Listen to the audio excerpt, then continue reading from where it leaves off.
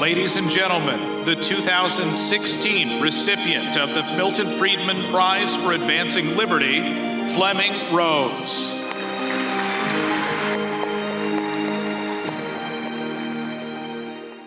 In August 2005, the Danish wire service Ritzau Bureau, they published a story about a children's writer who had written a children's book about the life of the Prophet Muhammad.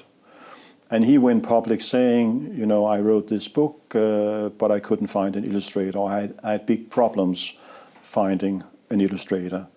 2 illustrators turned down his offer, and the one who finally took on the job insisted on anonymity, which of course is a form of self-censorship.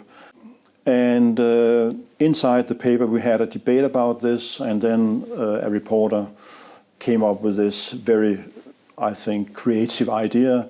Why don't we ask illustrators or cartoonists to answer that question by inviting them to draw the Prophet Muhammad? And that idea landed on my table, and I got in touch with cartoonists. And I wrote that letter, and I received the 12 cartoons that we published 2 weeks later. You and I are not born with a gene for, you know, loving freedom of expression or supporting democracy or supporting freedom of expression. In fact, there's so much in human nature that in fact goes against the concept of free speech as an individual right because of what I just talked about.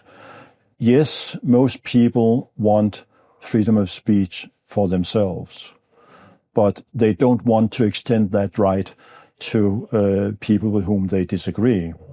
And in that sense, it's very unnatural. And that's why I always, you know, when I argue these things and talk about them, I make the point that you cannot isolate freedom of expression or freedom. You have to combine it with tolerance. That is the ability to live with things that you actively dislike or hate. And that is very difficult. It's like a toddler when it eats something that it doesn't like, it spits it out. And it's the same when you are being exposed to speech that you don't like. You switch off the television, you throw away the newspaper, you leave the room. So that means that a culture of free speech, a culture of tolerance, you can never take it for granted, because there is so much in human nature that goes against tolerance and prompts us to be intolerant. That's in fact the default position by any human being, be intolerant. So you had to practice it, you had to learn it in school, in family, at the workplace, university, in all settings. And if you do not cultivate free speech and tolerance, then it will fade away. Yeah, like so many other aspects of free societies, free speech is an achievement. It's something that needs to be practiced, as you say. Yes, and you can never take it for granted. No. And that's why, you know, people quite often ask me after the cartoon crisis, well, did you achieve anything? Did you lose this debate, or you wanted to fight self-censorship? Is there more self-censorship now?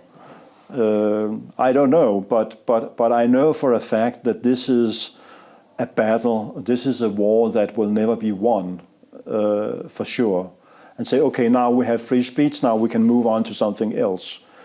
Every generation will have to fight its own battles for free speech, because it is unnatural to human nature. Therefore, you can never say, you know, for sure whether free speech has been established once and forever or not.